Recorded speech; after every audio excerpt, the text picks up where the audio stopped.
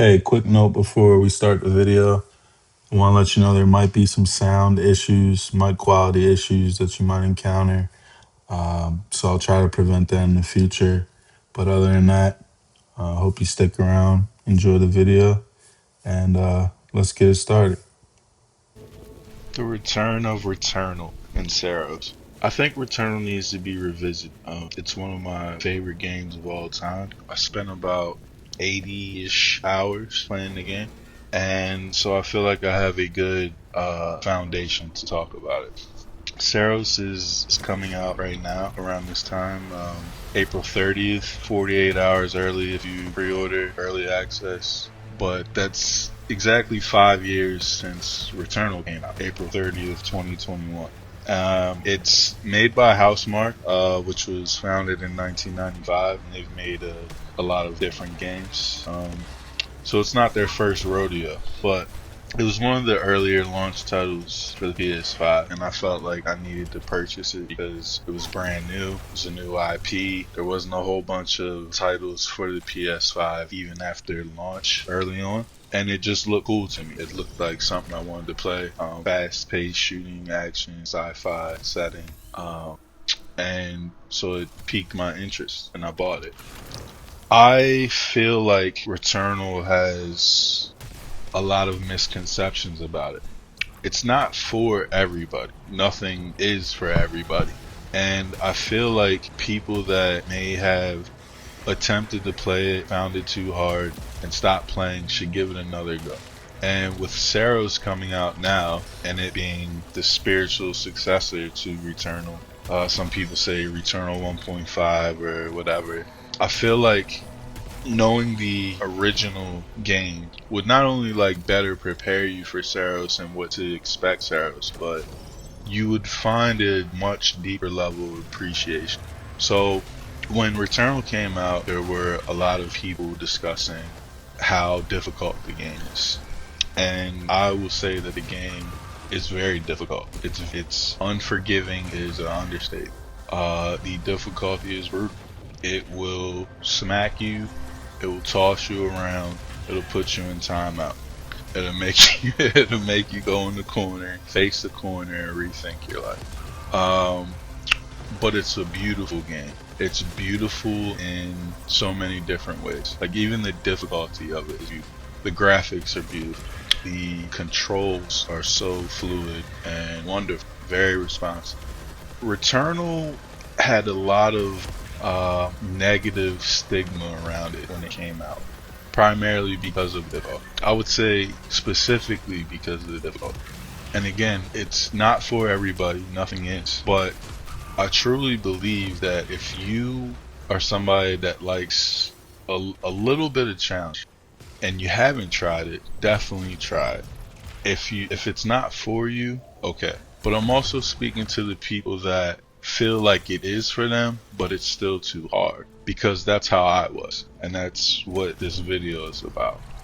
Returnal was the first game in my entire life that once I bought it, loaded it up, played it, I wanted to take it back to GameStop and get my money back. I've never felt like that before, ever in my entire life. It's the very first game to make me feel like that because of how complex it was, how new it was. It was a completely foreign experience to me as far as game. It's a roguelike, which means that when you die, you lose everything. You start completely over from scratch. And particularly in this game, there's no saving. So you start all the way back at the beginning. There are 6 worlds that you traverse through and fight enemies, fight bosses. I'll get to that later. Let me stick to the difficulty. So I wanted to return again. It's the third hardest game I ever played. The first 2 was Shinobi on PS2 and Metal Gear Revengeance, Metal Gear Rising. Why did I say Revengeance? I don't know. Is it? No, I don't think it's Rising. Metal Gear Rising is with Raiden and the sword gameplay. Shinobi on PS2, I got to a certain part. I couldn't get to the level. I just gave up. I usually don't give up on things, but on that, I did. On Metal Gear Rising, I started the final boss with, I believe, low health or something like that. I had no way to get more health, and so I had to beat the final boss with very little health, and that was completely breaking me, but I did beat that. So here we are at Return, and I never played a game like this. The positive thing about the difficulty is that it's malleable. It's how can I say? It's you can work around it. It's manageable. And the game provides you with certain upgrades, certain weapons, certain abilities to help you navigate it. Now, when you die, you do lose everything. And on each run, it's completely based on RNG. So you'll be getting different weapon time, you'll be getting different upgrades all the time. And it's a matter of how you manage those upgrades and abilities and items that you get that will help you progress through the game. There are times where you can progress to a certain point and not have to start all the way at the beginning of the game. And that is after Biome 2, I believe. It's been a while since I played it, but it is one of the few games that I actually go back and play even though I beat it. And that's the tower mode that they introduced again. A little bit on that later. I'm still trying not to digress and pivot, stand on the default. So, for the people that never tried it, I suggest to give it a try. And I also suggest the people that gave it a try and liked it, but it was too hard for them to go back. And the reason I say go back is because there are a lot of mechanics in the game that you might not have come across or have progressed far enough to acquire that make the run so much easier. The whole point of Returnal is kind of dying in a sense, because every time you die, you're getting a whole new set of things that help you in the game. Sometimes they can be a detriment, sometimes they can be a positive. But the whole point is to see what works best for you and learning what negatives, what things to stay away from, what things don't help you as much as something else. So, for example, my favorite gun in the game is the Electra Pylon Driver. And the reason that's my favorite gun is because it continuously deals damage after every shot. So you shoot an enemy, it's still damaging them after one shot. You could be shooting at another enemy and it's still damaging that first enemy. There's many different guns in the game. You have space shotguns, sci-fi pistols, launchers, Gatling guns, anything you think of. There's a lot of different weapons. And it just so happens that there was one weapon I never came across in all the time that I played that I recently came across in probably my last maybe 20 hours of the game. And that's, I'm not going to spoil that. But there was one weapon I never even came across, which is crazy out of all the time that I spent playing. So with the difficulty, I feel like some people judged it too harshly. I feel like some people judged it unfairly, and it's not everybody's cup of tea, but that doesn't make it a bad game. And I think a lot of outlets and individuals gave it a lower score because of the difficulty, and they just didn't have the perseverance to continue to see how great it is.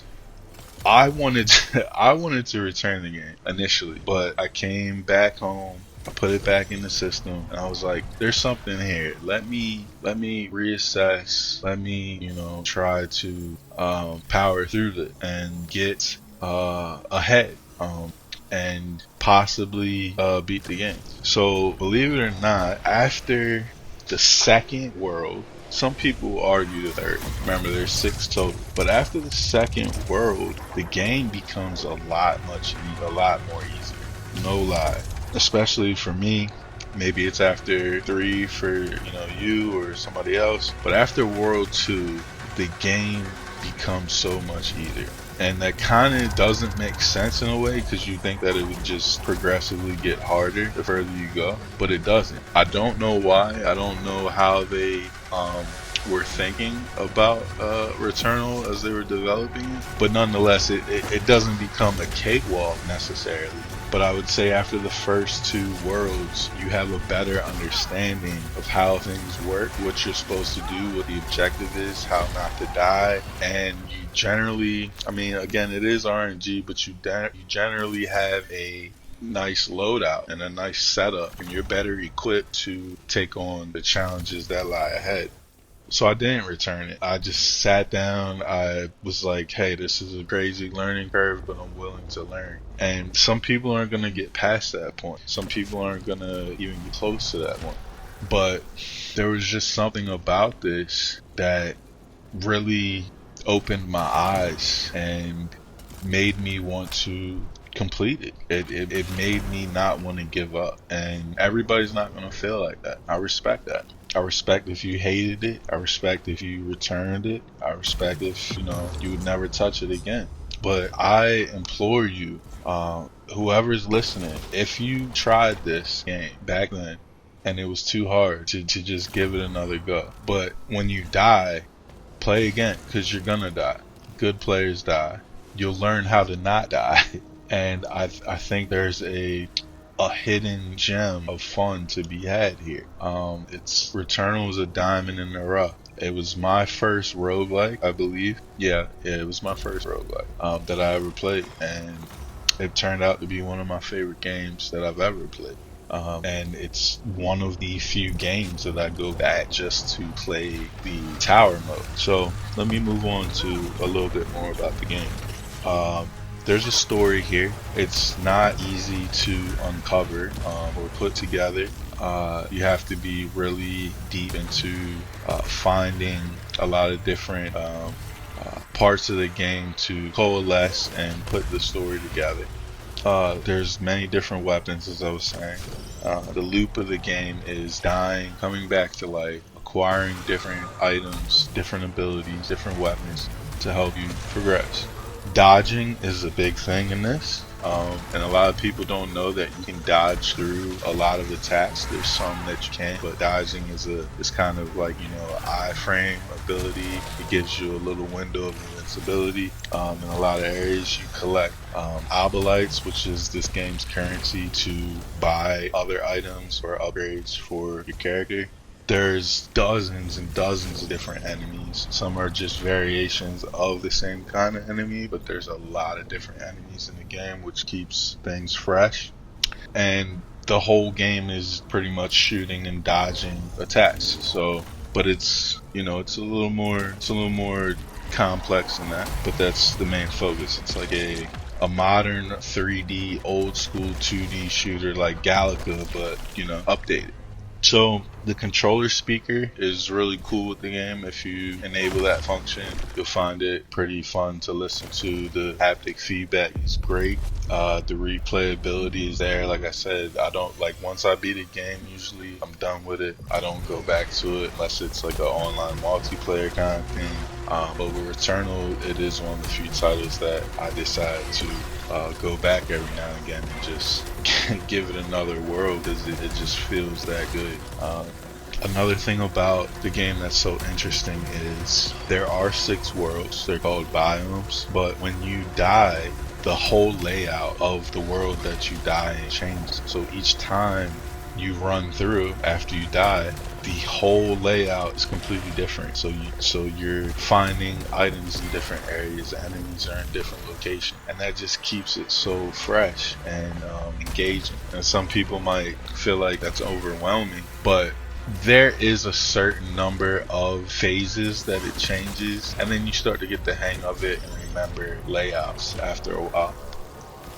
They introduced 2 players to the game later down the road after it launched, and I thought that was absolutely, I thought that was great. Playing with 2 people makes it just so much more fun and manageable. I'm not sure. Well, I would assume that bosses and things have more health, but just playing with a friend or somebody online is great. I never expected them to add that to the game, and they did. They also added the tower that I was mentioning before. which is just a boss rush mode. You progress through levels, fighting enemies through an endless tower. I don't know how far it goes, but you just keep progressing through levels. You fight a boss after at level 20. Every level 20, you fight a boss. So you're just going through rooms, clearing enemies, moving to the next room. And that's what I come back to when I play Return. I don't go through the story mode. I just kind of play the tower mode because it's just that fun.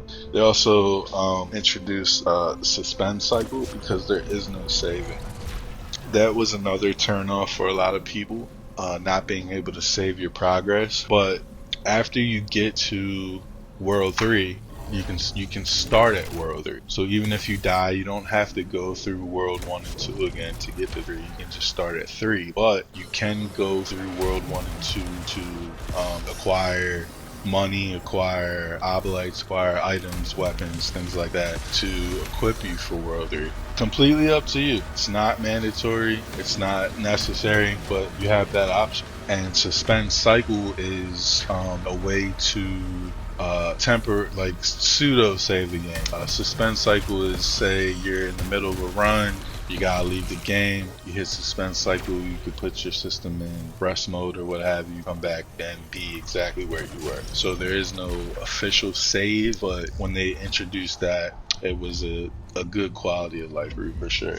The adrenaline mechanic of the game is pretty cool, and what that is when you're fighting enemies, each enemy you kill adds to your adrenaline, and your adrenaline is essentially a damage output mechanic. So it maxes out at 5, and each enemy is worth like a certain amount of adrenaline, and as long as you don't get hit, your adrenaline stacks up to 5 and gives you a multiplier for how much damage that you're putting out. Now once you get hit, it does reset, so it encourages you to not get hit, to keep that 5 stack of adrenaline so that you're always doing the most damage possible. There's also a crazy mechanic in the game where you open up these chests, and it's like a gambling kind of situation, because when you open the chest, it'll give you a notification. It'll say, hey, this chest is completely safe to open, or hey, this chest may have malignancy in it. And so you gamble with, opening chests in the sense that, hey, I can open this and I could get something great out of it, but it also might give me a parasite. And parasites in this game are negative attributes that are sometimes temporary, sometimes they're permanent. It just depends. But you have the ability to remove them if they're not permanent through certain machines in the game that you come across, or certain items that will take the negative attributes off of you. So for example, let's say you open up a chest. Well, before you open the chest, it'll say, hey, this chest might have, this chest might be malignant. If you open it and it is malignant and you get a negative attribute, it will be something like, when you jump in the air, you do 20% less damage. And you would need to find an item or get to a machine that takes parasites off you to remove them. And you could have a stack of parasites on you, but there's also good parasites. There's parasites that will give you something like, hey, as long as you're moving, you're doing 50% more damage. So it's 50-50 sometimes. It's give or take. It's a gamble, and I think that's a really cool thing that they have in the game to make it more challenging but also more rewarding. A lot of people and outlets, like I was saying, gave the game different ratings. I think it was misunderstood, and because it's misunderstood and not for everyone doesn't mean that it's bad. So I do have high hopes for Saros. I do plan on getting it. As of right now, making this video, IGN gave it a 7, and usually sevens, I don't really go for sevens, but I know that Housemarque is a great developer, and I loved Returnal. I know Saros is more of Returnal, even though it is easier. Still give it a try.